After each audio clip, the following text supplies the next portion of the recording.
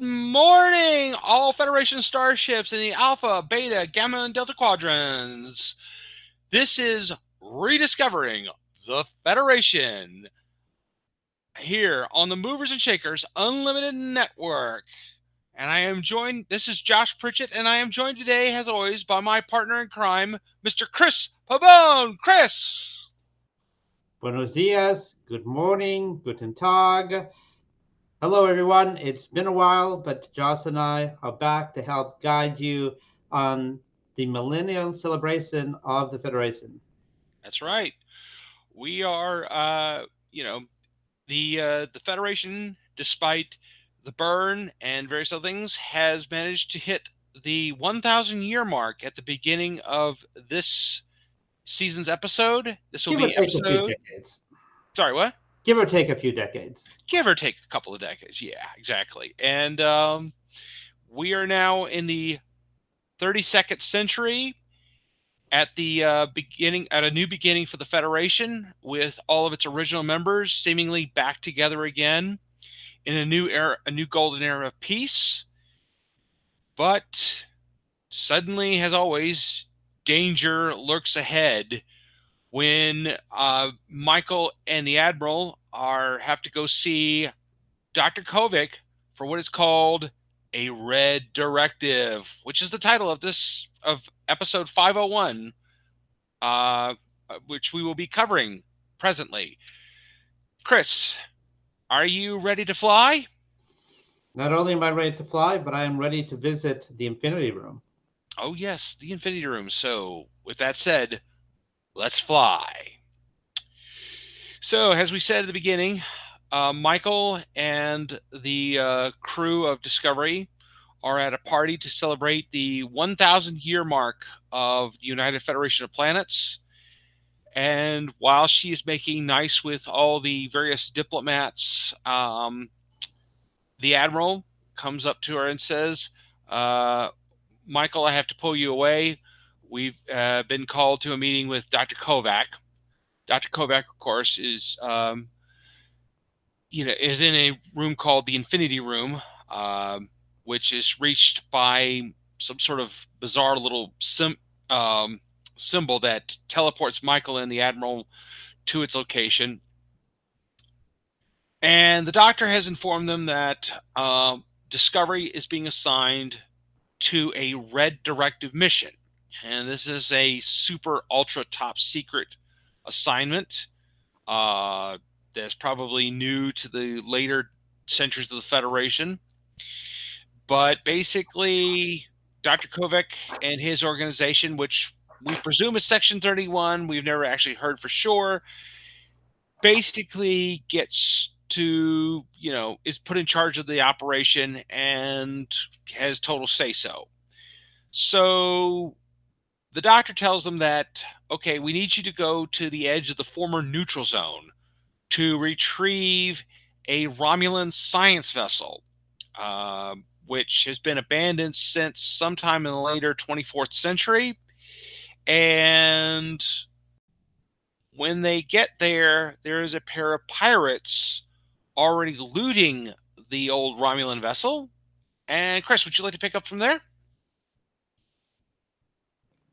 They are one of two ships that are on the way. Admiral Vance has also sent the Antares to rendezvous with them. And yes, there are two pirates/scavengers that we will later become to know as Locke and Maul. And they have beat them to the 800-year-old Romulan ship, and they are there. And they're well on their way to discovering what the prize is that Kovacs has sent them to look for under the auspices of the Red Directive.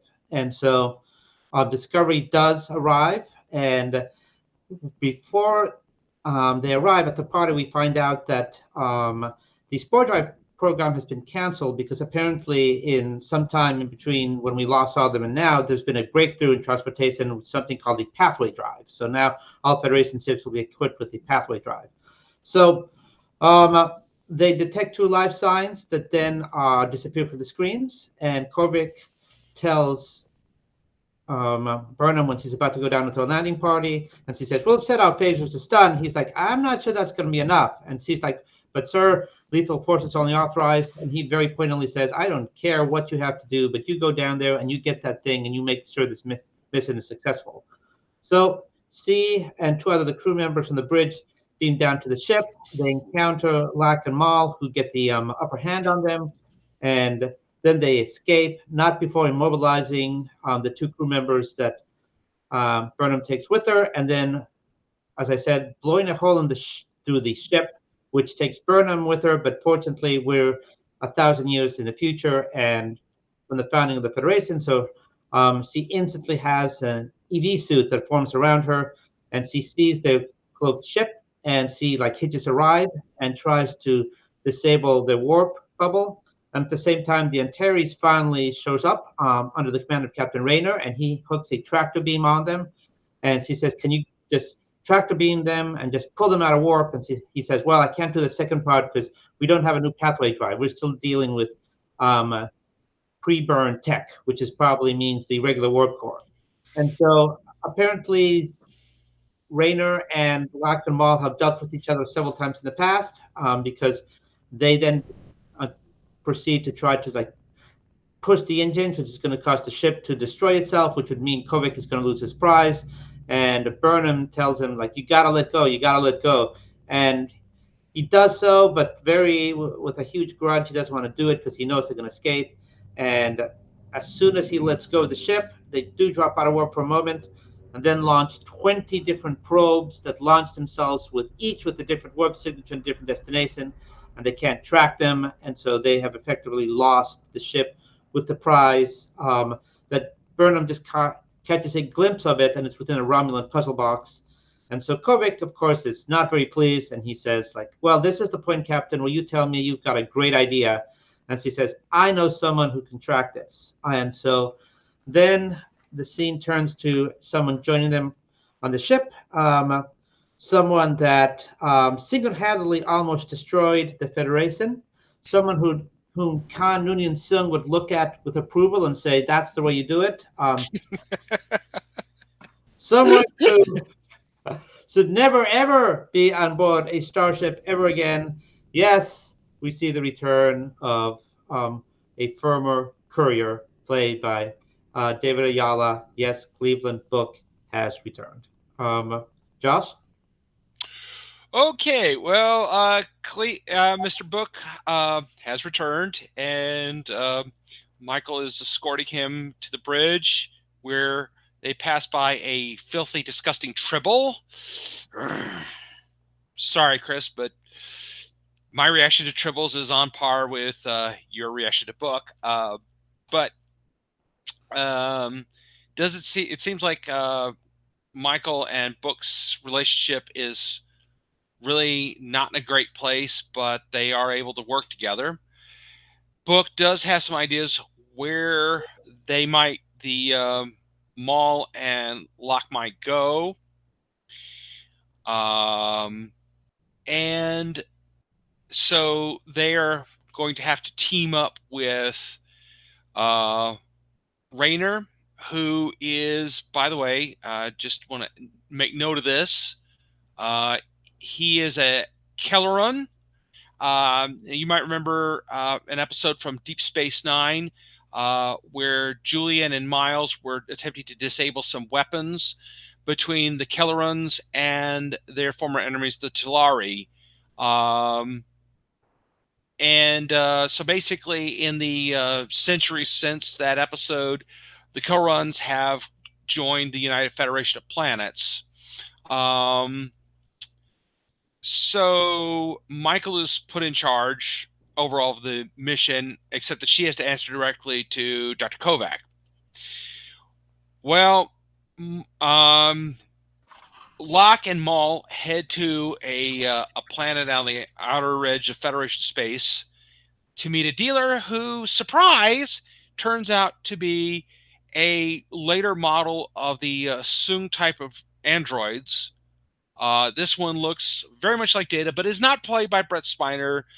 But he definitely has the gold skin and gold eyes, and seemingly all of Data's capabilities, and has apparently been alive for over 700 some years. And he is a collector of various old artifacts, and they show him the puzzle box, which of course the android can open. By the way, I'm sorry, the android's name is Fred, very human sounding name. So Fred opens this box, and inside he finds a hard copy diary in a leather bound cover and everything. And when he sees that it is in perfect condition, he then offers them 3 bars of latinum for the whole lot. uh, Maul and Locke decide that is not nearly enough. A firefight ensues, and they manage to kill Fred. Sorry, Fred. And then take all the items back. Well, Discovery and the other ship have arrived, and Michael, Book, and Rayner all beam down to try to catch Maul and Locke. However, they manage to escape on a pair of speeder bikes. Our heroes give chase, but it appears as though Maul and Locke had planned for this, and their ship is ready, and they trigger an avalanche, which our 2 ships have to kind of come down using their shields into the upper atmosphere, into the lower atmosphere, well, right at the ground, and block this to keep it from destroying the settlement, which was apparently their plan along. And Maul and Locke escape once again. However, Michael is starting to get a clear idea of what's going on, and essentially she finally gets Dr. Kovac to tell her what's going on, what's in the diary, and it turns out that the diary was kept by a Romulan scientist who was part of an away mission that was seen in the Star Trek The Next Generation episode, The Chase. Chris, do you want to tell us a little bit about the episode The Chase?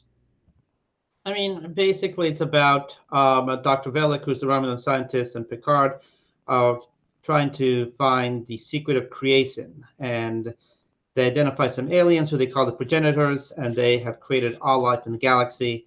And while the episode sort of leaves it at that, we are led to believe that Dr. Velik, who is a very noted Romulan scientist, kept on his pursuit of trying to identify who they were and what their technology was, and apparently he did succeed. And so deep within the perhaps Section 31 database, there is an emergency message from Dr. Velik, because while all the action is happening on the desert planet Kamar, Burnham has asked Tilly to hack into the Federation databases that she has access to back at headquarters to try and ascertain what it is that Kovac is not telling them. And so despite the fact that Tilly is interrupted by security, Admiral Vance steps in, sends them away, and agrees that they need to know what Dr. Kovac is not telling them, and says it's a shame that I didn't catch you before you unlocked the encryption. And so they see what has happened there, and then that combined with the fact that Stamets and the doctor look into Fred's visual cortex memories and are able to unlock that, because before they kill Fred, he reads the diary. And so there's not only a visual representation of all the pages in the diary, but also Fred's inner thoughts are like, this is incredibly important. And so basically what Kovac has been hiding from everyone, and what the episode dealt with, was the secret of creation itself. And so that is the greatest treasure that Kovac wants to get his hands on to keep things safe. And so he says this has been a red directive for over a century, and asks Burnham, well, what are you waiting for? And Burnham ends the episode with the twisted words, let's fly. Yes. Which leads us into episode 502. Sorry, I'm just going to pull this up real quick. Under the Twin Moons. So in this episode, it starts off with Rayner getting grilled by Admiral Vance and the Federation president about the incident that happened on the planet that nearly wiped out the village. And Michael is basically put in a situation, either defend a fellow starship captain or tell the truth. And she reluctantly, even though she and Rayner do not necessarily get along, she doesn't want to throw him under the bus. but she has a duty to the president and her superior officers to tell what happened. And in some way, she feels like, this is sort of feeling like what everybody else she knew back on the Shinjo back in the first season must have been going through during her court martial. So after that, um, the the Discovery heads towards the planet, which is which basically based off of the notes from the diary is the next location to go to, because it says this is hidden under the twin moons. And they start looking around, and there are a lot of planets that have twin moons. But when they realize that there's one planet in one system not far from where the Romulan science vessel was found, is a planet that has three moons, but two of them eclipse one another and form a shadow over a particular area of the planet fairly regularly.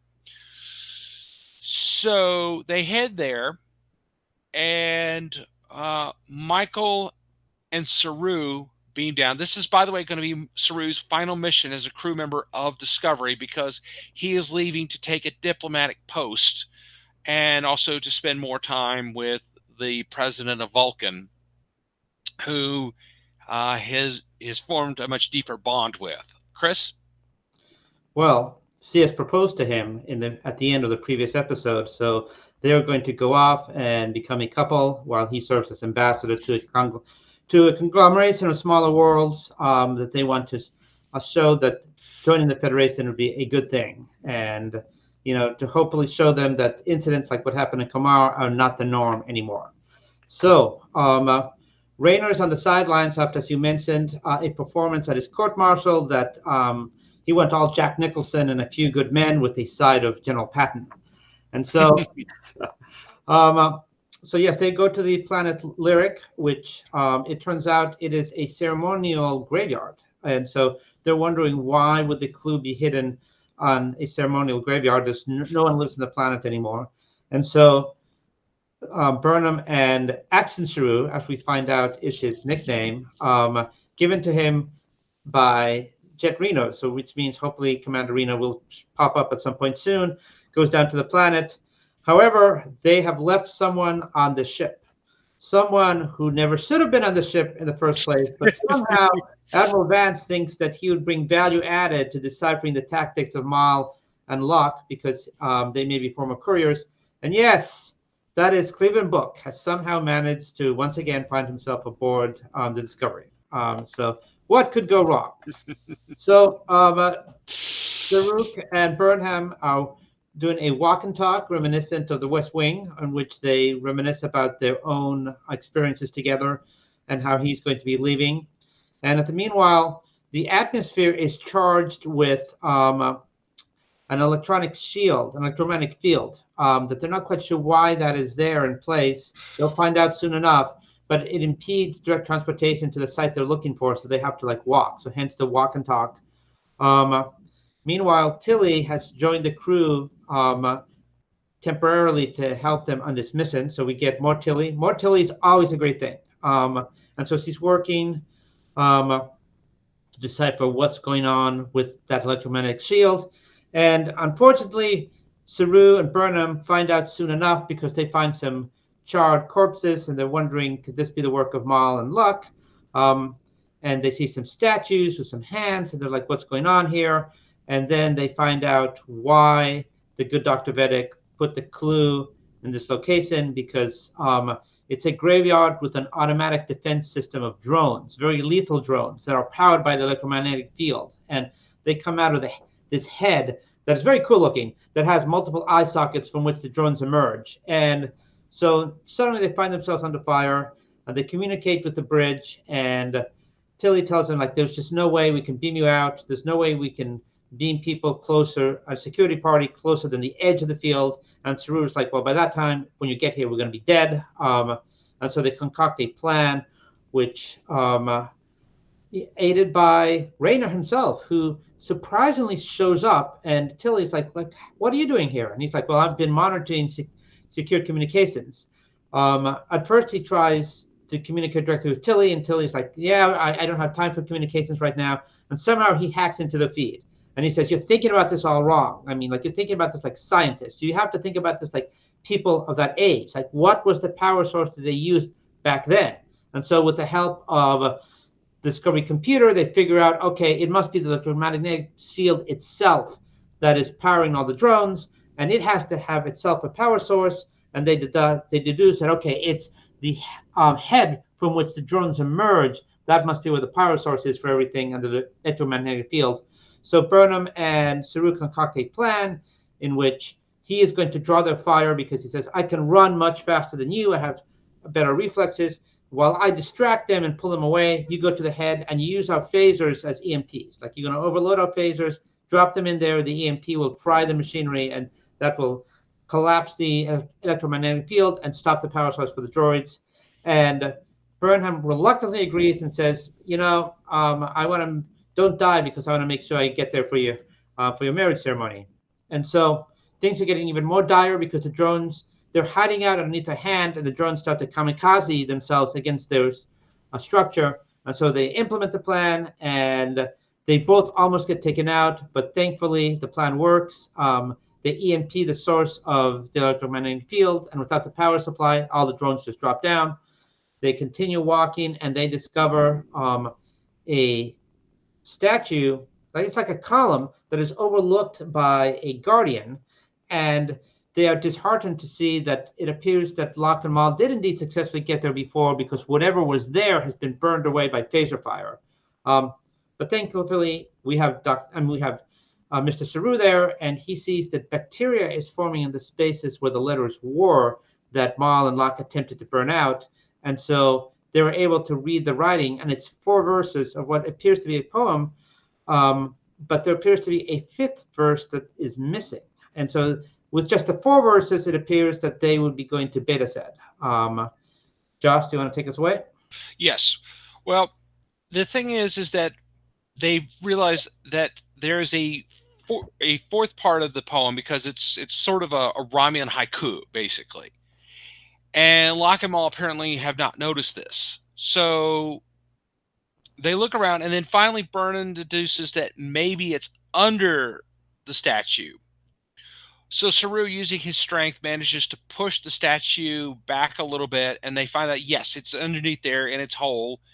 And the rest of the poem is there, or the riddle or whatever, and there's apparently an artifact also underneath there. So after Michael pulls it up, Saru pulls the statue back, the thing back, and they are able to get out of there before they are attacked by a new swarm of drones.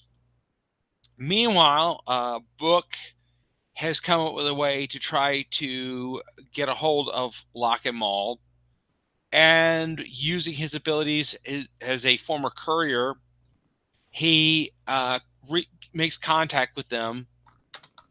But they've already decided that they are not going to be selling any of the artifacts, because they want what the diary is going to lead them to immediately. And then Book makes a discovery that apparently Maul is actually the daughter of his mentor, the previous Cleveland Book, because as Book explained way back in season 3, Cleveland Book is kind of like the Dread Pirate Roberts from The Princess Bride. Basically,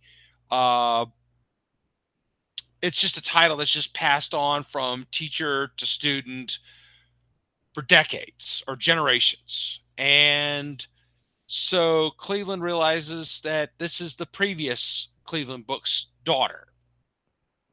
And meanwhile, Michael and Saru get back to Discovery with the artifact, and they realize that it's part of a puzzle when they replicate, where they create a 4-dimensional representation of the symbol that is in the book, that seemed to catch Fred's attention.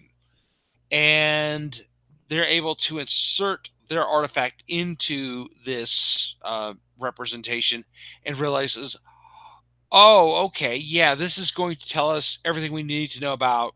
This is going to lead us to the progenitor's technology. So they are in a race against time against Maul and Locke and whomever else might be suddenly very interested in acquiring whatever this is, whatever it is the progenitors have left behind. Meanwhile, Michael, okay, Michael goes to see Vance to tell him what they found.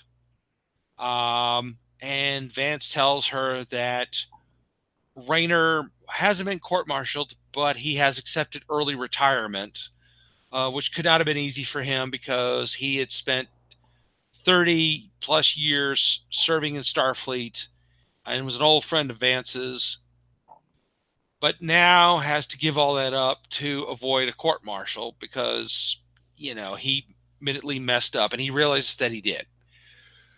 So Burnham goes to Rayner with a proposal that instead of him just retiring, he serve as her first officer aboard the Discovery.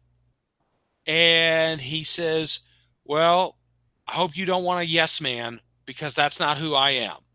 And she says, "I'll see you at 0800 hours, number one." And that is scene. So that is concluding our first two episodes of this season of Discovery, Red Directive and Under the Twin Moons. So with that, I think, Chris, we should move on to the good, the bad, and the Gorn. Oh my And God. also, yes, your hand there. Yes. Yes. Okay. So, Chris, what is best in these two episodes? Well, I think one of the things that is good is that we see that they have solved the transportation issues. I mean, it's not the spore drive; it's something that has been developed off camera called the pathway drive. Mm-hmm. But we see that okay, they finally will be able to go from point A to point B.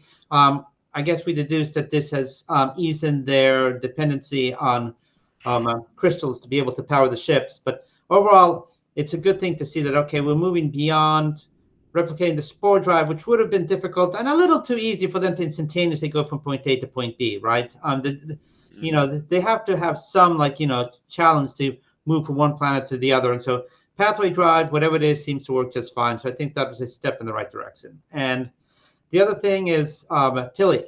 I mean, it's always great to see Tilly. A little better to see Mirror Universe Tilly, but I'll definitely take the our universe Tilly. Killy Tilly.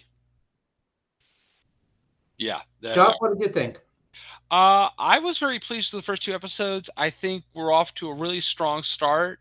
Um, my hope is that for the next 10 episodes, which will make up the finale, the final season of Star Trek Discovery, that the storytelling will stay really strong. I think the performances by Sonequa Martin Green and the rest of the cast were very strong. A lot of energy. Um, I thought Rayner was a really interesting character. I thought it was really cool that they decided to bring back this somewhat obscure race from the Federation, from Deep Space Nine, that we saw only one time. I honestly thought he was a Tridorian, which was the aliens we initially saw in the episode "This Way to Eden" from the original Star Trek series. Uh, because his ears looked about the same. But when I looked him up this morning on Trek, uh, on Memory Alpha, it said he's a, he's a Kellerum, and I thought that was very interesting that they used that. Um, I was, I thought the whole vibe of the first these episodes so far has had a real Indiana Jones kind of flair to it. Trying to run around and finding stuff and being on a race with another group. Again, that goes back to the original episode, The Chase from the Next Generation, where Picard is in a race with the Klingons, Cardassians, and Romulans to try to find what it was that his old mentor was looking for. So I'm really glad they're going back to that, because even though I'm not a fan of the whole idea of like in Battlestar Galactica and Stargate, where Wow. aliens created humanity. They presented the episode really well. They did it very well. And then that, it's like, yeah, okay, we kind of went around and we were looking for other life like ours, and we didn't find it. So we created it, and we seeded all the worlds throughout the galaxy with it, and they all evolved differently. And okay, I thought that was okay. I could live with that. But it doesn't make me as crazy as Galactica and SG1 used to make me. But that was never the main focus of anything. But I'm glad they're building on it, and I thought that was really well done. So I didn't have a whole lot that I thought was bad, except Oh, if I may, Josh, two yeah, final things I thought were good. One is we finally see the integration of crews because they've been there a while, and it just didn't make sense to me personally that we wouldn't see um, some integration, at least in the hierarchy of the bridge crew, of people who are not originally from Discovery onto the crew. It just never made sense to me. So I'm really liking the fact we'll see Rayner, um, because I think we need to see some integration of the crews. And I also just really like the concept of a secure room, the Infinity Room, because if you think about it, today we use like security is a premium. A lot of people now use Proton Mail. A lot of people use WhatsApp, because of the enhanced security protocols. So I love that we have an Infinity Room, a place that seems like just outside the dimension, perhaps, that they can go and speak freely, where they think, okay, this is the one place we cannot be hacked. This is the one place that no one can eavesdrop us.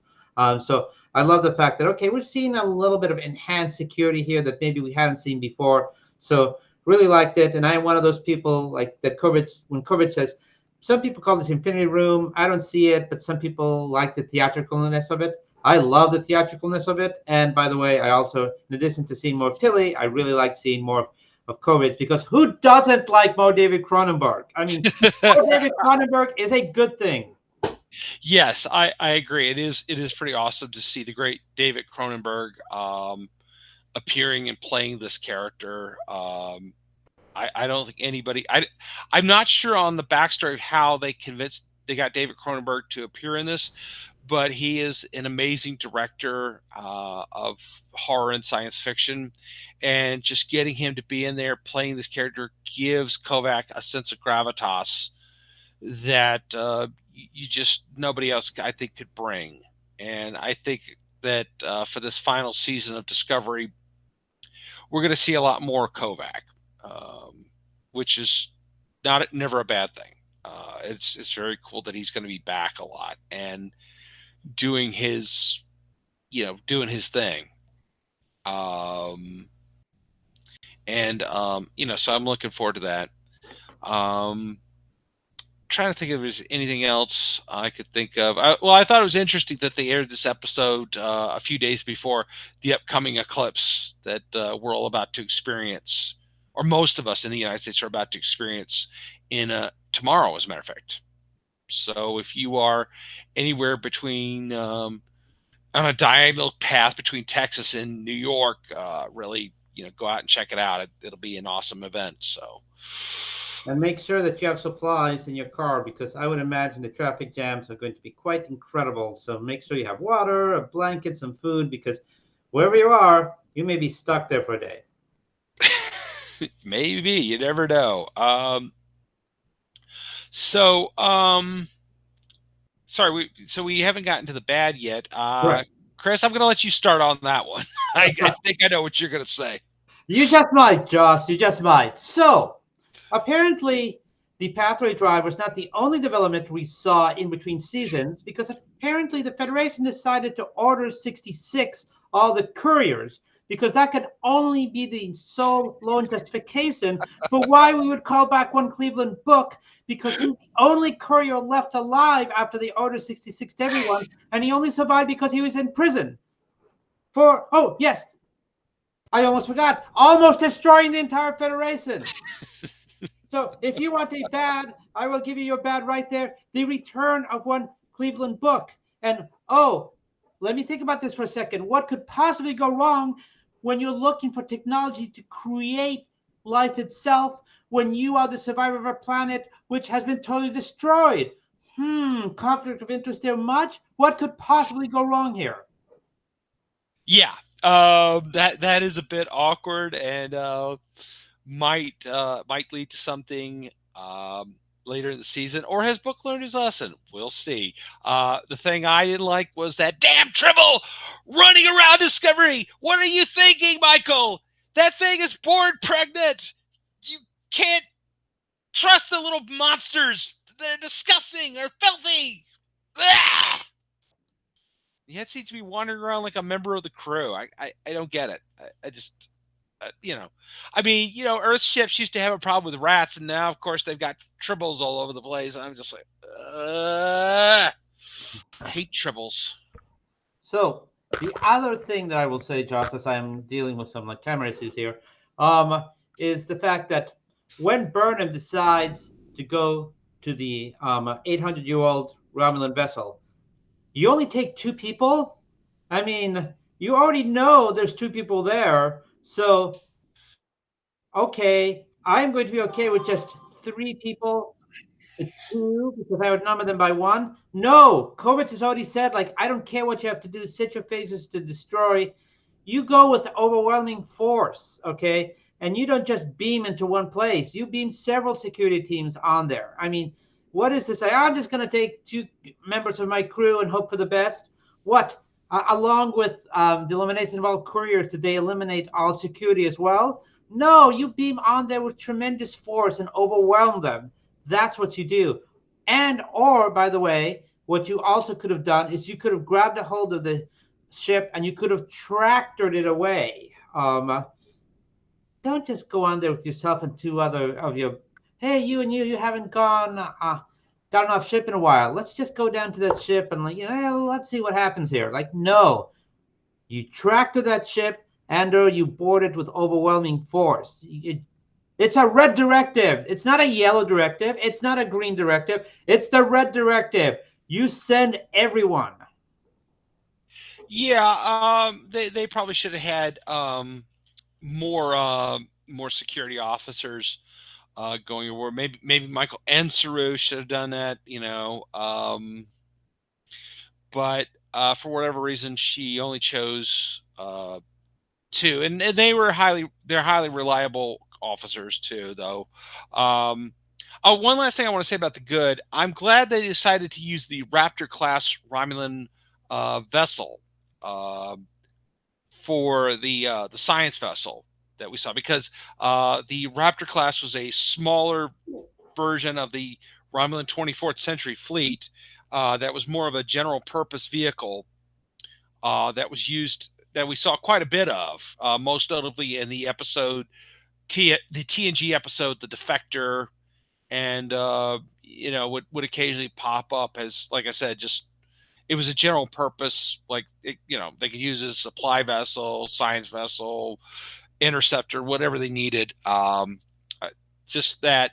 As far as bad things, I can't really think of anything else I really disliked about it. Like I said, I want them to make sure that well, there's one other thing. It's kind of a sciencey thing, and that is, I'm always leery when they have a big Federation starship like either the Discovery or the Enterprise flying down into a planet's lower atmosphere, because me being a big fan of physics says, okay, the main reason they build these big starships up in space is because they don't have to go down into a planet. I mean, it's one thing when you got Voyager, which is about, I don't know, half the size of a Galaxy class ship and is designed to land, but clearly Discovery, it was not designed to land onto a planet.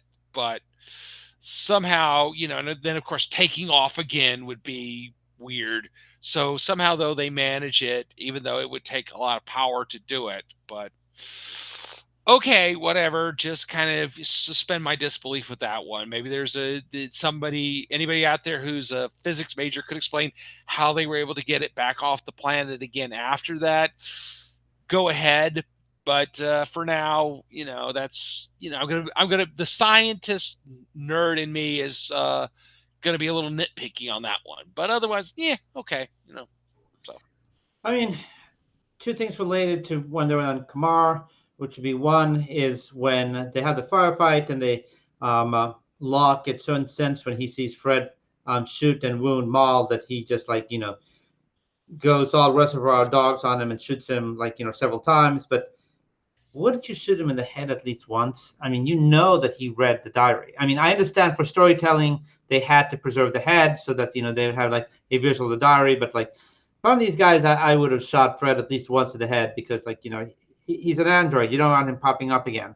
Um, and second would be that I just find it hard to believe that Rayner would not have left a standing order on the Antares that the minute that ship decloaks, I mean, the second you open fire, and so they had to decloak to shoot that photon torpedo onto the ridge to create the big um, landslide. And right then and there, I think they should have taken a shot to disable the ship. So that part I find a little hard to believe, but again, for storytelling, I understand that escape because if they catch him, then what are we going to do with the other 8 episodes? I mean, explore how it is that the Order 66 all the couriers? No. So I understand for story wise that they had to do this. yeah, I mean, obviously, if they fired phasers on Locke and Maul's ship. Okay, well that's the end of the season. We caught them. Great season, everybody, but that obviously wouldn't work. But I will say this, yeah, as far as the thing about them shooting Fred but not blowing his head off, I mean, I guess with that one you could chalk it up to okay, they live in the moment, and maybe That's all right. They are thrill seekers. yeah, they are clearly that. So maybe, They not don't the always smart think it thing. through. Hmm? They Yeah, don't they always maybe they think it. don't think it through and they All right, just I'm done with that. yeah, but I mean even then they probably would have shot his face. So um either way, no, I thought it was really cool though that they created another Sung type android for this episode. I had And the reference in his ID number, AS. yeah, Alman Sung that clearly he, who of course anybody remembers from season one of Picard that he was Noonien Sung's only biological son, and that he carried on his father's work by creating an entire colony of androids, um, and which, and then of course also rebuilt Data and Lore in the third season of Picard. So yeah, and obviously, Stamets, has followed a lot of what was the engineering stuff that went on uh, after they had left the 23rd century, and been very in awe of the Sung dynasty of everything they accomplished. But that now leads me to wonder: is Data still out there somewhere in the 32nd century? Now that he was reassembled and put back together, and is he out wandering around the galaxy? I mean, if Fred, who was maybe only a few decades younger than Data, is it possible that, the more recently reconstituted Data is still alive out there and going on adventures? It's very possible. We see still some of the classic 1920s, 30s, and 40s cars on the road. It is very possible. But one thing I did also want to add towards the good, which I said it before, and maybe others knew about this part of the Romulan culture. I did not. But I just thought it was so cool, and it was so Romulan that friends of the family never enter through the front door. Like Yes. trusted people enter through the back door. And I thought that was so cool and so Romulan. Like, yeah, if you're a vendor or someone, like a solicitor, you go to the front door. But if you're in the in crowd, no, the real door is the back door. I freaking loved learning about that, and I might have to try to implement that myself. Yeah, just tell us all to come in around the back door Right to back your door, that's house, right. which incidentally is where you leave the beer and soda Yeah, cooler, so everybody just grab a drink on the way in. exactly. I Everyone, like this idea. I'm going to do this. I mean, everyone just like wants to be in the kitchen anyway, and like my back door leads into the kitchen. So yes, absolutely, I It love leads, this. yes, into the back door and into the game room too. Yeah, yes, Yeah. exactly. So yeah, where everybody hangs out. So okay, well, maybe we ought to just do that for the next party. I think so. Okay. We're All gonna, right. as they say, make it. We were going to make it so. Make it so. Yes. So as far as theories or things we would like to see, I'm going to start with this one. Klingons. I have been waiting for over 2 seasons to find out what has become of my people. Okay. What have we been doing for the last 800 years since 2401? What's going on, guys? How come you haven't called the Federation up? Or called anybody? What's going on? And I'm hoping that this season we will see some Klingons, uh, possibly, maybe a descendant of a particular Klingon. Um, you know, and there's a rumor supposedly that Michael Dorn might be coming back to Starfleet or something. So could that be? I mean, I know they wanted to get him back in season one of Discovery to play one of Worf's ancestors. Could he now be playing one of Worf's descendants? Or, did I mishear something online, Chris? That would be cool.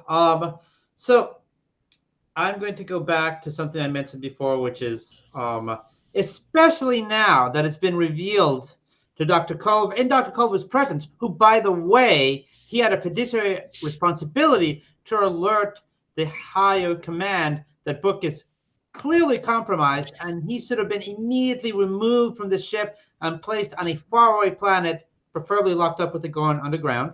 Um, but we have someone who has lost his planet, his entire family, someone who is now saying that the daughter of his mentor is the last family he has left. They're in a race to find the power of creation itself. Book will be Book, and at some point, he very likely not only is going to aid Lal and Mark to escape, but also, I find it incredibly hard to think that he's not going to put one and one together and think, I could recreate my home planet with this technology. What could go wrong? Having Book on board? Well, a lot. So I think in the future, what we're going to see is not only Book aiding Lal and Mal to escape at some point, but also going, it's time to bring Krijon back. Yeah. I mean, that's a possibility. I mean, I could see that being the end of Book's story arc right there on Discovery. Um, you know, or has he learned his lesson? I don't know. We could see what's going to happen, and see if he can. Is he going to put aside? Is he going to finally let go or whatever? But we will see on that one. I do think that in the final episode we're going to see Saru and the Vulcan president get married. That would be nice. And yes, and hopefully we'll figure out what Locke's species name is. You know, I don't know. Apparently, there were a lot of theories on who he was, but I mean, some people thought in the initial trailers that he was some sort of another Kelpian, which is Saru's species, but clearly he isn't. So, No, he looks like some type of evolution of the Jem'Hadar, maybe? that would be a really interesting twist. I mean, is he another type of Jemadar? What has happened to the Jemadar? I mean, we know what's happened to the Changelings. We know that basically from season 3 or 4. No, it was season 4 that it seems as though the Dominion has fallen apart and that the Changelings are no longer controlling a quadrant of the galaxy and that they're just kind of adrift around. So, you know, is it possible that the Jem'Hadar were somehow able to create female Jem'Hadar and their species took a new direction because they're no longer being genetically grown, they're reproducing naturally? A lot can happen over 800 years. I mean, a Yeah. lot can happen. Um, the other thing that I think is going to be very interesting to see over the 8 episodes that we have left is how Rayner is going to interact with the crew. Hmm. I mean, I think the crew is up for a rude awakening. I kind of see Rayner as a everyone gets up at 6 and is going to be running laps around the different floors of the Discovery before you report for duty. I mean, he's a bit of a hard ass, so it's going to be very interesting to see how the crew reacts to be going from what I think was probably a soft, understanding touch from Saru to um, it's time to wake up early in the morning, folks. Yeah. Um, I think you've got a point there that Saru is, I'm sorry, that Rayner is going to be definitely a firmer hand. Oh yes. Yes. And that might be what is needed here. On the other hand, I'm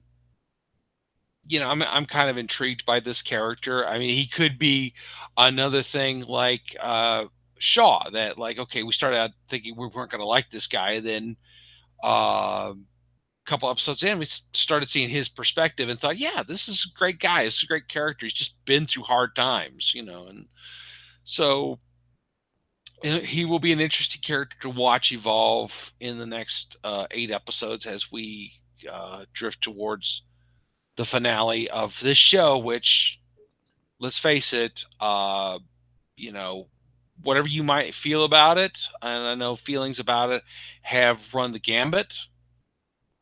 It is the show that basically relaunched Star Trek onto television, and it because of it, we got Strange New Worlds, we got Picard, we got Lower Decks, we got Prodigy. Um, Unfortunately, of course, we've had to deal with a lot of mismanagement and bad business decisions by CBS and Paramount, which hopefully will not endanger Star Trek. But um, it, So, I don't know um, what we could do about that. But let's for, not be downers about it. So, um, Chris. for every accent, there's a reaction. That's just physics. Hmm. So we have the happy upcoming union of Saru with the Vulcan president, which I all think we will celebrate and think, okay, this guy has earned it. Very, very good. But the reaction, which has to be the inverse, is I suspect we're going to see next episode the formal breakup between Adira and Blue. Yeah, that's been coming for a while. Um, and that's right. We forgot to mention that the location of the next planet they got to go to is Trill, and what's going to happen there? And I think you're right. We have not ended formally ended that relationship uh, between Adara and Blue, and so I guess we will have to see what I think happens. it's ending now. Yes, I think it might be close to breakup time. So, you know, hopefully both of them will be able to walk away from the relationship as friends and just it was not meant to be. So one shout out that everyone who cosplays out there knows how difficult it is to walk around on stilts. And Doug Hmm. Jones when he's doing Saru, he has to walk around on the stilts, and you know it's difficult but manageable on a flat surface like you see on the Discovery when you see on the stage set. But holy cow, like mad props to Doug Jones stunt double, because on that scene in episode 2 under the Twin Moons when they have to run outside an uneven terrain, he Hmm. pulls it off. He's running on uneven terrain on stilts. I mean, that is not like green screen, people. That is not like AI. That is actually the stunt double running on stilts on uneven terrain outside. I mean, that's incredibly difficult to do. So I was just watching that, and I was like, wow, mad props to you. Yeah, it is not easy to do, and I think that might be one reason that we have not seen a lot of Kelvians at a lot of cons. I know there have been some people that have done it, but I think they've mostly just done the mass prosthetic. I think wearing the stilts is, I mean, you he's know, wearing the stilts and he's running through the terrain. He's going down hills. I mean, it was just like, wow. yeah, it was impressive. So, at any rate, good, you know, again, like you said, mad props to Doug Jones' stunt man, and good job on that. So I think we're going a couple minutes over today, which our producers are probably going to address with us in the ready room. But In the Infinity Room, yes. oh Afterwards, well, we want to do this in the Infinity Room from now on. yeah. Okay, Afterwards, kind viewers, like we all like regroup in our own Infinity Room. okay, sounds good to me. And then our producer is a hard taskmaster. Oh my He god, is yeah. rough, Like rough, rough, rough guy. He makes Klingons look suave. Oh yeah, true, yeah. So, so we will meet back here again next week, same time, same channel, and we will review episode 503 as we head towards the end. And until then, I remain Josh Pritchett. Live long and prosper. Kapah! My name is Chris Pavon. You can find me at Verity Cosplay, or next Saturday you can head to Chantilly, Virginia, to the Expo Center, and you can go to Big Lick Comic Con, where I will be present on Saturday, roving around, taking pictures. If you see me, feel free to walk up and say hi. How will you recognize me? Because I will most likely be Bilbo Baggins. Yep. Well, have a great time, my friend, and I will see you again next Sunday. Goodbye, everyone. Have a great week. Peace and long life.